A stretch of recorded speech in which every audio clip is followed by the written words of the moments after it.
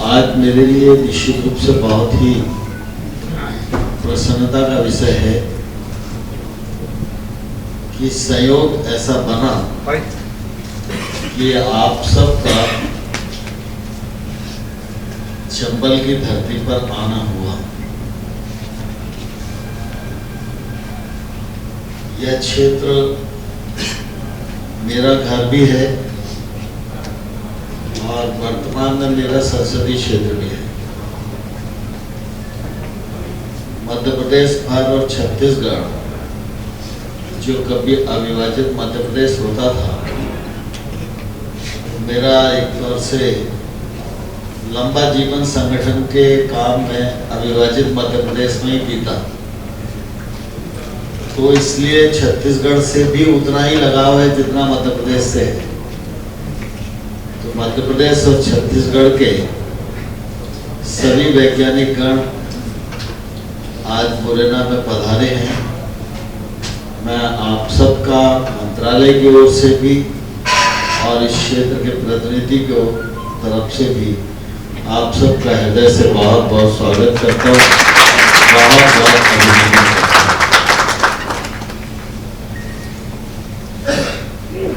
कृषि का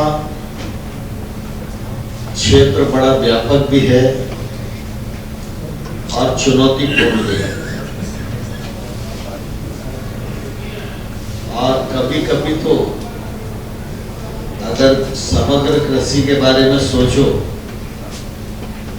तो ऐसा महसूस होता है कि कितना भी काम करो ये काम खत्म होने वाला नहीं, बढ़ता रहेगा, चलता रहेगा, निरंतर चुनौतियां आती रहेंगी, समाधिस्थ होती रहेंगी और हम पीढ़ी दर पीढ़ी इसमें काम करते रहेंगे। मैं समझता हूँ कि कृषि के क्षेत्र में काफी काम करने की कोशिश हुई है, सरकारों की ओर से भी हुई है। किसानों का परिश्रम तो स्वाभाविक रूप से है ही, लेकिन वर्तमान जो कृषि का परिदृश्य है उसको इस सोपान तक पहुंचाने में हमारे साइंटिस्टों का भी बहुत बड़ा योगदान है। और आने वाला कल निश्चित रूप से आप सबके अनुसंधान पर ही निर्भर करने वाला है। इसलिए आज तक की यात्रा में आपका योगदान अविस्मरणीय है, और आने वाले कल की जो यात्रा है वह भी सुखद हो, फलदायी हो, कृषि को उन्नत कृषि में तब्दील करने वाली हो और भारत को आत्मनिर्भर बनाने में योगदान देने वाली हो। इसमें भी आप सबकी महत्वपूर्ण भूमिका रहने वाली है। कृषि के क्षेत्र में केंद्र सरकार ने नरेंद्र मोदी जी के आने के बाद काफी काम करने की कोशिश की है। स्वाभाविक रूप से योजनाएं तो हमेशा सरकार होती है तो सरकार की होती है, लेकिन प्रधानमंत्री जी ने कृषि की तरफ लोग आकर्षित हों इसके लिए अपनी तरफ से भी काफी समय कृषि क्षेत्र के लिए, कृषि के विषयों के लिए, कृषि के साइंटिस्टों के लिए, किसानों के लिए करने की कोशिश की है और प्रोत्साहन दिया है। उसका परिणाम भी आज हम सब लोगों को निश्चित रूप से परिलक्षित होता ही है। इसी का परिणाम है कि आज हम कृषि उत्पादों की दृष्टि से दुनिया के कृषि परिदृश्य पर ठीक ठीक स्थिति में हैं, लेकिन फिर भी अभी काम करने की बहुत आवश्यकता है। कृषि के क्षेत्र में जरूरत इसलिए भी ज्यादा है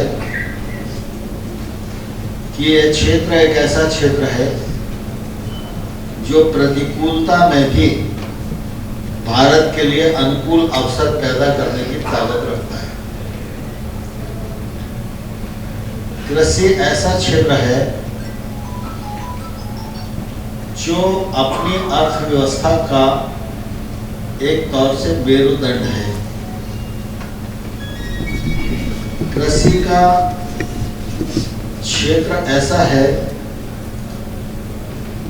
कि इसमें अगर किसी प्रकार की भी कोताही हुई तो लोगों के पास पैसा तो हो सकता है, लेकिन खरीदने के लिए कृषि उत्पाद नहीं होगा।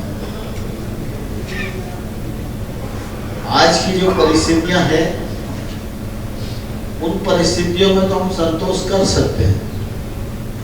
खाद्यान्न की दृष्टि से हम अधिशेष राष्ट्र हैं, बागवानी की दृष्टि से भी हम अच्छी स्थिति में हैं, दुग्ध उत्पादन की दृष्टि से भी हम उच्च सोपान पर खड़े हुए हैं, और जहां हम प्रथम क्रम पर नहीं है, दूसरे क्रम पर खड़े।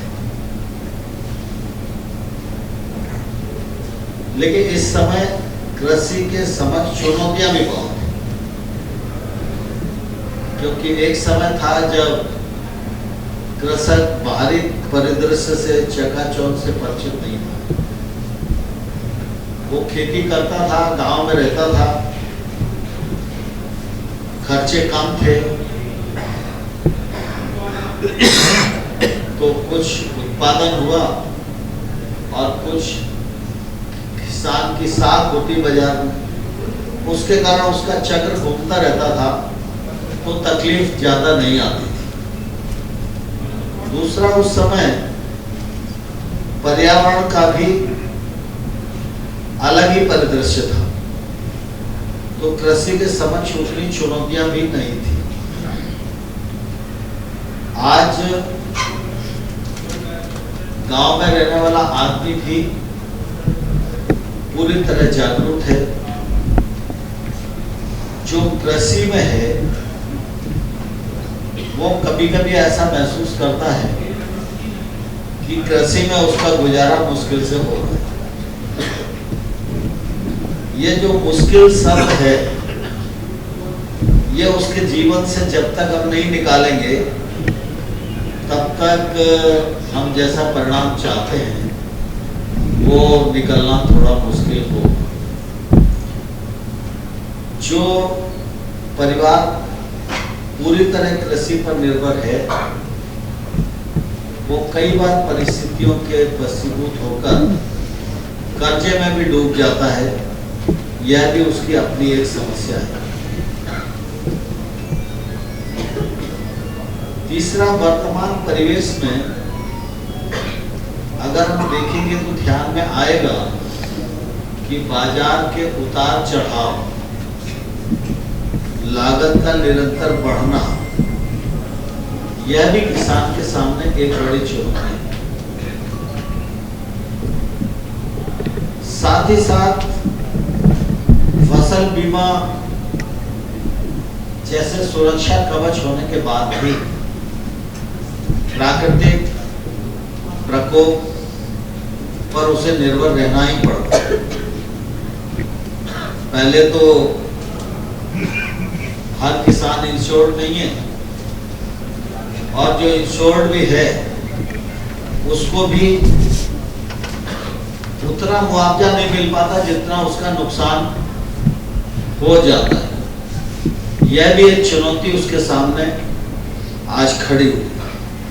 जितने प्रधानमंत्री फसल बीमा योजना के माध्यम से गत 6 वर्षों में लगभग जहां किसान का नुकसान हुआ है, 1,24,000 करोड़ रुपए का मुआवजा इंश्योरेंस के द्वारा उनको वितरित किया गया। लेकिन फिर भी मैं कई किसानों से मिलता रहता हूँ तो उनकी और प्रकार की परेशानियां भी बड़ी हैं। जलवायु परिवर्तन का संकट भी हम लोगों के सामने, बढ़ती हुई आबादी का भी संकट हमारे सामने, रसायन आधारित खेती से होने वाले नुकसान भी हमारे सामने हैं। प्राकृतिक खेती जैविक खेती को बढ़ावा देना, स्वीकारोक्ति दिलवाना, यह भी एक चुनौती के रूप में हम सबके सामने खड़ा है। जलवायु परिवर्तन के दौर में प्रकृति के रूठने के कारण तो नुकसान होता ही है, लेकिन दुनिया भर के कीट पतंगे भी फसलों को, पशुओं को नई नई बीमारियों से प्रभावित कर रहे हैं। जब चारों ओर से इस प्रकार की चुनौतियां हों, तो स्वाभाविक रूप से जैसे मनुष्य समस्याओं से घिर जाए, तो उसको ढांढस बंधाने का काम, उसको पार निकालने का काम वही कर सकता है जो उसका पालक होगा। ठीक इसी प्रकार से कृषि के क्षेत्र में विभिन्न चुनौतियों का समाधान करते हुए किसान को पार निकालने की जिम्मेवारी जो है आज हमारे कृषि वैज्ञानिकों के कंधे पर है। जलवायु परिवर्तन के संकट से भी जूझना है। आने वाले कल में 2050 तक जो आबादी होने वाली है, उस आबादी को खाना खिलाने की हमारी तैयारी जैसी है वैसी बनी रहे, और साथ ही साथ दुनिया के राजनीतिक परिदृश्य पर भारत की जिस प्रकार से साख और ताकत बढ़ रही है, साख बढ़ती है, ताकत बढ़ती है, प्रशंसा होती है, तो सुनने में तो आनंद आता ही है, लेकिन उसके साथ जिम्मेवारी भी बढ़ती है। 108 आज अगर हमारी साख बढ़ रही है 202 तो आधी से ज्यादा दुनिया भारत की ओर आशा भरी नजरों से भी निहारती है। दुनिया की बड़ी संख्या में राष्ट्रों को लगता है कि कभी कोई तकलीफ आएगी तो भारत ही एक ऐसा देश है जो हमारा सहारा बन सकता है, चाहे वो खाद्यान्न के मामले में, चाहे वो किसी वैक्सीन के मामले में, चाहे उनकी सुरक्षा के मामले में। तो स्वाभाविक रूप से जब लोग हमारे बारे में ऐसा सोचते हो, तो हमारी नीतियां, हमारी कोशिश, हमारी नियत, हमारा परिश्रम, हमारी रणनीति ऐसी होनी चाहिए कि हम देश की आवश्यकता को तो पूर्ण करें ही, लेकिन दुनिया में जो हमसे अपेक्षा करते हैं, हम उनकी अपेक्षा को भी पूरी करने की सामर्थ्य में रहें। यह सामर्थ्य कृषि में प्रकट हो, इस सामर्थ्य का उपयोग किसान कर पाए, और इस सामर्थ्य के सहारे हम अपने दायित्व का निर्वहन दुनिया के राजनीतिक परिदृश्य पर कर सकें। यह मैं समझता हूँ समय की आवश्यकता है, और उस चुनौती को हमारे साइंटिस्टों ने स्वीकार करना चाहिए। यात्रा चल पड़ी है तो यह रुकेगी नहीं, और हम सब इस बात को भली भांति जानते हैं कि चाहे देश हो, चाहे व्यक्ति हो, चाहे संस्था हो, उसकी यात्रा में एक समय तो ऐसा आता ही है जब वो चरम पर पहुंचे। मैं समझता हूं भारत चरम पर पहुंचे, और भारत अपनी पुरानी प्रतिष्ठा को फिर से दुनिया के राजनीतिक परिदृश्य पर स्थापित कर पाए, इसका मार्ग प्रशस्त हो गया। इस रास्ते पर चलकर मंजिल तक हम सब लोगों को पहुंचना है। कठिनाई है, तकलीफें हैं, लेकिन असफलता नहीं है, सफल ही हम होंगे। लेकिन सफल ही हम होंगे इस दृष्टि से अगर हमारा आत्मबल मजबूत रहेगा तो निश्चित रूप से हम सब जिस मंजिल तक पहुंचना चाहते हैं वहां तक पहुंच सकेंगे। यूं तो किसी देश को विकासशील देश से विकसित देश बनाना इस यात्रा में समग्र दृष्टिकोण के आधार पर काम करना पड़ता है।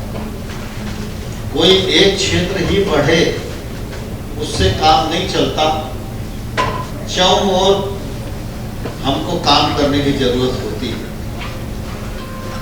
लेकिन वर्तमान समय को अगर आप विश्लेषण करेंगे तो आपको यह भी ध्यान में आएगा कि काम के जितने भी क्षेत्र हैं उन सब क्षेत्रों में लगातार भारत की ग्रोथ बढ़ रही है। सामान्य तौर पर किसी भी देश के लिए दो चीजें बहुत महत्वपूर्ण होती हैं, एक उसकी आर्थिक ताकत और दूसरा उसकी राजनीतिक ताकत। वर्तमान परिवेश में हम आर्थिक दृष्टि से किसी को चुनौती दें यह तो आवश्यक नहीं है, लेकिन आप दुनिया के मानचित्र पर देखेंगे तो बहुत सारे देश ऐसे भी हैं जो ताकतवर हैं, विकसित हैं और हमारा भला भी नहीं चाहते, लेकिन आपकी साख इतनी बढ़ रही है कि अगर कहीं अर्थव्यवस्था की चर्चा चलती है तो आपकी अर्थव्यवस्था कमजोर है यह दुनिया में कोई कहने की हिम्मत नहीं करता। जो हमारा भला नहीं चाहते वो भी यही कहते हैं कि दुनिया में सबसे तेजी के साथ आगे बढ़ने वाली कोई अर्थव्यवस्था है तो उस अर्थव्यवस्था का नाम भारत है। ये मैं समझता हूं बड़ा शुभ संकेत है। और ठीक इसी प्रकार से राजनीतिक दृष्टि से भी अगर आप देखेंगे तो आपके ध्यान में आएगा, मैं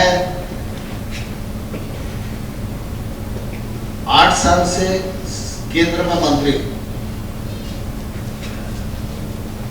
तो पिछले वर्ष में कुछ मेरे पास विभाग ऐसे थे जिनका अंतरराष्ट्रीय स्तर पर व्यापार तो होता था, बाकी बहुत कुछ नहीं होता। लेकिन जब मैं इस सत्र में एग्रीकल्चर में आया तो कृषि हमारे पास भी है, कृषि दुनिया के पास भी है। वो G20 का संगठन हो या सार्क देशों का संगठन हो या बिम्स्टेक हो, कोई भी संगठन हो, हर एक में कृषि का अपना अपना महत्व है। मैं देखता हूं कि अब वो क्रम हो गया है कि एक संगठन का कार्यक्रम जाता है, दूसरे ऐसे संगठन का कार्यक्रम आ जाता है जिसकी प्रेसिडेंसी इस बार भारत के पास।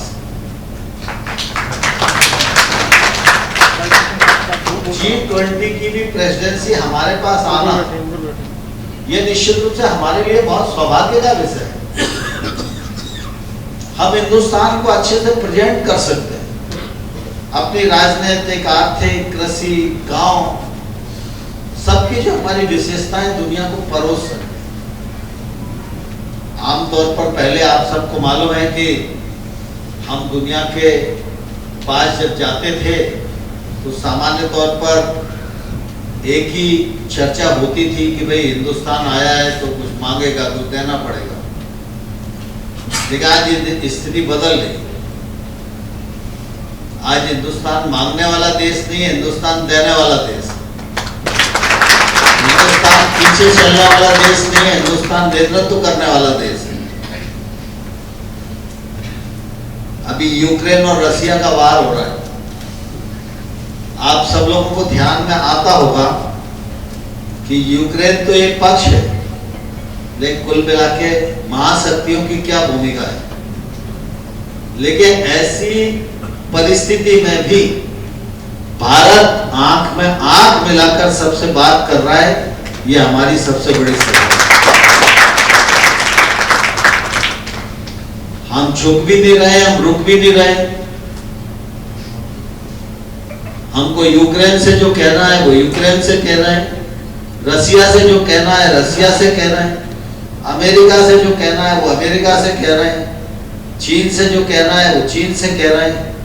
कई बार तो ऐसी परिस्थिति आती है कि संबंधित देश आपस में बात नहीं कर पाते तो भारत को ही फोन करते हैं कि भाई उसको बोलो बात तो कर ले, जब मामला निपटेगा तो निपटेगा। तो मैं कुल मिला के ये कहना चाहता हूं कि अब भारत उस मार्ग पर चल चुका है। अब हम सबको अपनी अपनी आहुति डालने की जरूरत है। बाकी सब क्षेत्र भी योग्य रूप से काम कर रहे हैं, लेकिन कृषि के क्षेत्र को ज्यादा शिद्दत के साथ काम करने की जरूरत है, क्योंकि हमारी भूमिका और हमारी भूमिका के बाद परिणाम ये एक प्रकार का अलग परिवेश है। दुनिया में किसी क्षेत्र के बिना काम चल सकता है, लेकिन कृषि के बिना किसी का काम नहीं चल सकता। तो कृषि के समक्ष जो चुनौतियां हैं, हम सब उन चुनौतियों को समझें, स्वीकार करें, उन पर भारत कैसे विजय प्राप्त करेगा इसकी मानसिक रूप से तैयारी करें।